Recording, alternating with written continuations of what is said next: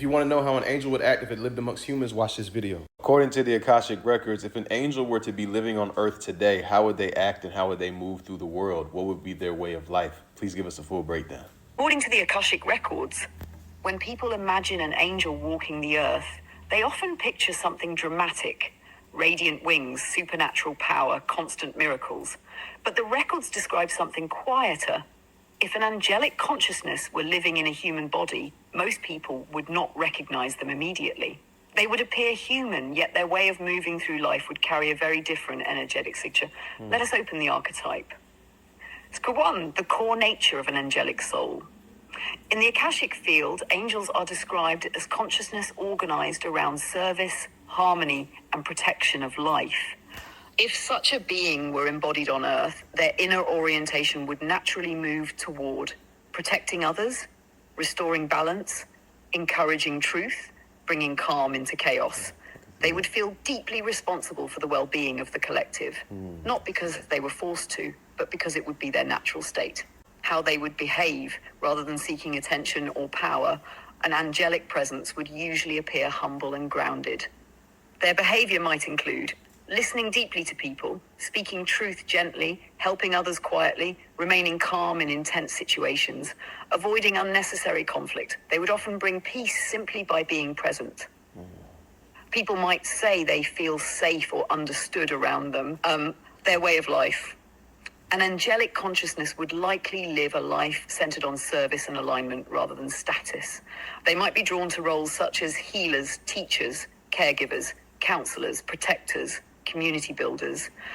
Their daily life might appear ordinary, but their intention behind actions would be deeply compassionate. They would often prioritize meaning over recognition. 4, their relationship with power. One of the clearest markers would be how they handle power. Instead of domination, they would use influence to encourage growth, resolve conflict, protect vulnerable people, inspire hope. They would not need others to see them as special. Their satisfaction would come from helping life move toward balance. 5, how they move through conflict. An angelic archetype would not be naive about human darkness, but they would approach conflict with clarity rather than aggression. Their style might include de-escalating tension, encouraging understanding, standing firm when necessary, protecting without cruelty. They would value justice but not revenge. 6, their inner state inside. Such a person would likely carry a strong sense of connection to something larger than themselves. This may appear as deep intuition, quiet spiritual awareness, compassion even for difficult people, a sense of purpose beyond personal gain. They might spend time in reflection, prayer, meditation, or contemplation, not to escape the world, but to stay aligned while serving within it. 7, why they might go unrecognized.